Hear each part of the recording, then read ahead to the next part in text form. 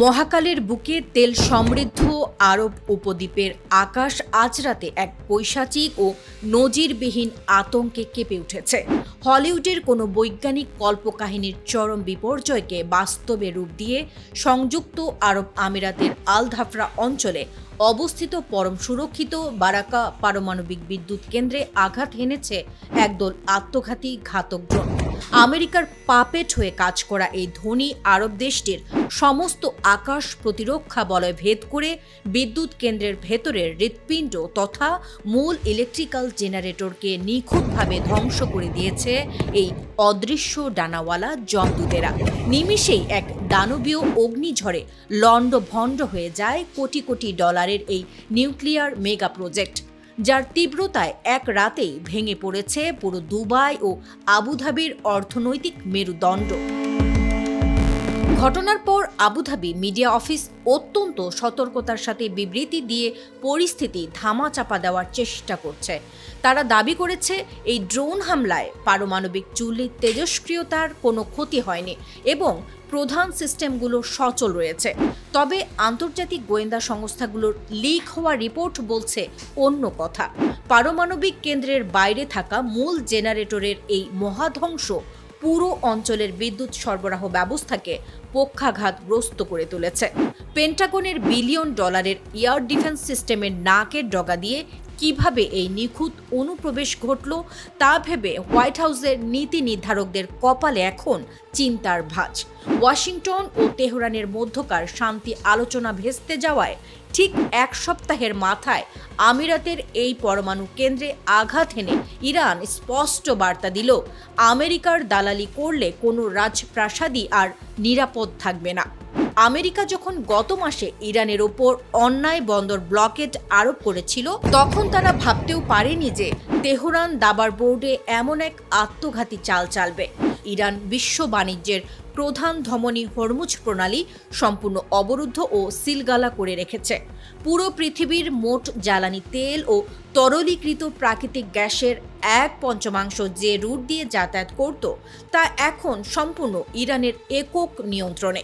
এর ফলে মানব ইতিহাসের সবচেয়ে বড় এবং ভয়ঙ্কর তেল সরবরাহের সংকট তৈরি হয়েছে আন্তর্জাতিক বাজারে। ব্যারেল প্রতি তেলের দাম রকেট গতিতে আকাশ ছুঁয়েছে, যা পুরো পশ্চিমা বিশ্ব এবং তাদের মধ্যপ্রাচ্যের মিত্রদের দেউলিয়া করে দেওয়ার জন্য যথেষ্ট। বারাকা প্ল্যান্টে এই ড্রোন হামলা সেই অর্থনৈতিক যুদ্ধকে এক নতুন এবং রক্তক্ষয়ী মাত্রায় নিয়ে গেল। আমেরিকার সবচেয়ে সংবেদনশীল পারমাণবিক কেন্দ্রে ইরানের এই বিধ্বংসী ড্রোন স্ট্রাইক কি তবে মধ্যপ্রাচ্যের বুক থেকে মার্কিন ঘাঁটিগুলো চিরতরে গুটিয়ে নিতে বাধ্য করবে?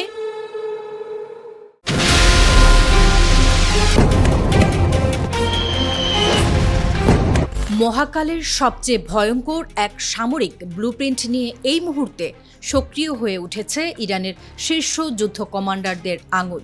ডোনাল্ড ট্রাম্পের সাম্প্রতিক আগ্রাসী হুমকির জবাবে তেহরানের সুপ্রিম ন্যাশনাল সিকিউরিটি কাউন্সিল তাদের সশস্ত্র বাহিনীকে যে নির্দেশ দিয়েছে তা আন্তর্জাতিক রাজনীতিতে কোনো হলিউড মেগা থ্রিলারের চূড়ান্ত ক্লাইম্যাক্সকেও হার মানায়।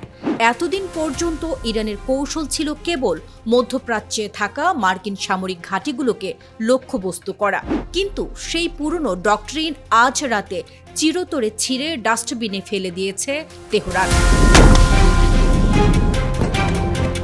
এবার যদি ওয়াশিংটন কোনো ছোটখাটো ভুলও করে, তবে ইরানের দূরপাল্লার বিধ্বংসী ক্ষেপণাস্ত্রের প্রথম ঝাঁকটি আর মধ্যপ্রাচ্যে পড়বে না, তা সরাসরি আছড়ে পড়বে খোদ আমেরিকার মূল ভূখণ্ডে, ওয়াশিংটন আর নিউ ইয়র্কের বুকে। ইরানের সর্বোচ্চ নিরাপত্তা কাউন্সিলের অত্যন্ত ঘনিষ্ঠ সংবাদ মাধ্যম সামরিক কমান্ডারদের টেবিল থেকে যে গোপন খবরটি লিক করেছে তা পেন্টাগনের ভেতরে রীতিমতো থরথর কম্পন সৃষ্টি করেছে।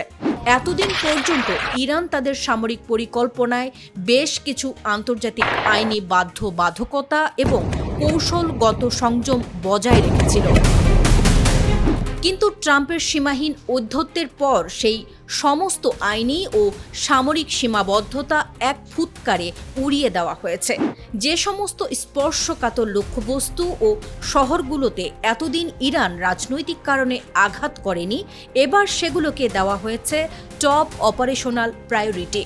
এর অর্থ খুব পরিষ্কার, আমেরিকার মাটিতে থাকা এনার্জি গ্রিড, মূল লজিস্টিক হাব এবং কমান্ড সেন্টারগুলোর কোঅর্ডিনেটস এখন ইরানের হাইপারসনিক ও ব্যালিস্টিক ক্ষেপণাস্ত্রের গাইডেড সিস্টেমে লক হয়ে গেছে। ইরানের এই নতুন কাউন্টার অ্যাটাক প্ল্যানটি কোনো সাধারণ বারুদের খেলা নয়, এটি তৈরি করা হয়েছে অত্যন্ত ঠান্ডা মাথায়, গাণিতিক নিখুঁত হিসেব কষে। তেহরানের স্ট্র্যাটেজিস্টরা এবার পেন্টাগনের এমন কিছু গোপন দুর্বলতা খুঁজে বের করেছেন যা আমেরিকার ভেতরে গৃহযুদ্ধ বাঁধিয়ে দিতে পারে। এই পরিকল্পনায় যুক্ত করা হয়েছে আমেরিকার জলবায়ুগত বিপর্যয়, গ্রীষ্মকালীন তীব্র এনার্জি ক্রাইসিস এবং তাদের বৈশ্বিক সাপ্লাই চেইনের মূল চেক পয়েন্টগুলোকে। আমেরিকার এনার্জি সেক্টর এবং লজিস্টিক রুটগুলো যখন তীব্র চাপে থাকবে, ঠিক তখনই ইরানের স্বয়ংক্রিয় ক্ষেপণাস্ত্রগুলো একযোগে এবং চোখের পলকে আঘাত হানবে। ট্রাম্প প্রশাসন ভাবতেও পারেনি যে মধ্যপ্রাচ্য পার হয়ে যুদ্ধটা এতটা নিঃশব্দে খোদ ওয়াশিংটনের দোরগোড়ায় এসে কড়া নাড়বে। ইরানের এই রক্তহীন করা ইমিডিয়েট রেসপন্স প্ল্যান কি তবে ডোনাল্ড ট্রাম্পের যুদ্ধবাজ নীতিকে চিরতরে স্তব্ধ করে দেবে?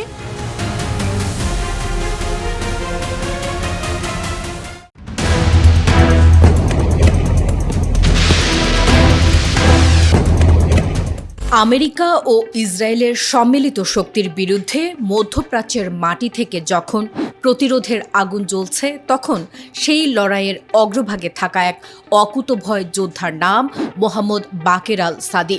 তুরস্কের এক গোপন ডেরায় মধ্যরাতের ঘুটঘুটে অন্ধকার, সেখানে বিপুল সমরাস্ত্র আর এলিট ব্ল্যাক অপস ইউনিট নিয়ে হানা দেয় মার্কিন গোয়েন্দা সংস্থা FBI। তারা ভেবেছিল সাদিকে সহজে কাবু করবে, কিন্তু এই বীর কমান্ডারের সাহসের কাছে তাদের পুরো মিশনটি এক চরম চ্যালেঞ্জের মুখোমুখি হয়। মার্কিন রাষ্ট্রদূত আর FBI ডিরেক্টর ক্যাশ প্যাটেল সাদিকে বন্দি করতে পারলেও তার ভেতরের লড়াকু চেতনাকে তারা স্পর্শও করতে পারেনি।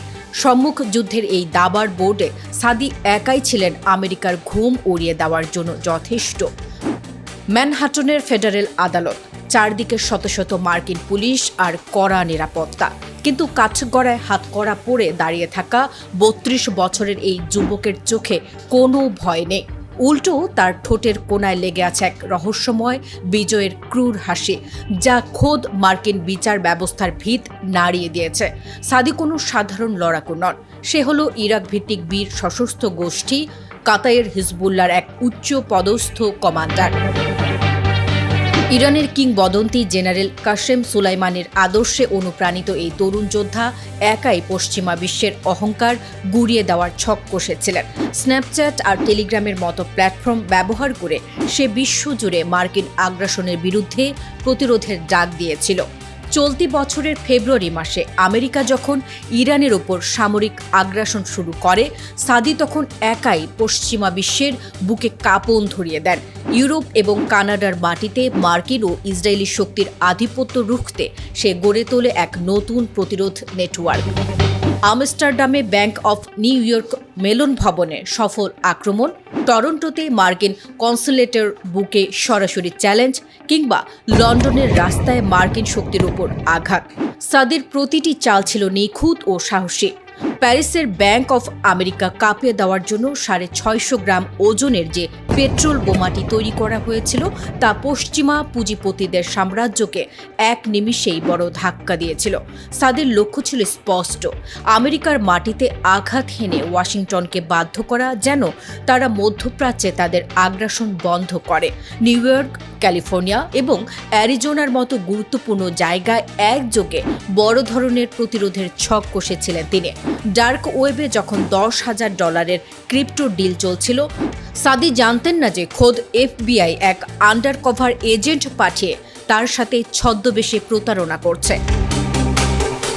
সব আয়োজন শেষ করে একজন বীরের মতো সাদি মেসেজ পাঠিয়েছিলেন, I want to see good news tonight, not tomorrow bro। অর্থাৎ আজ রাতেই বিজয়ের খবর চাই, কাল নয়।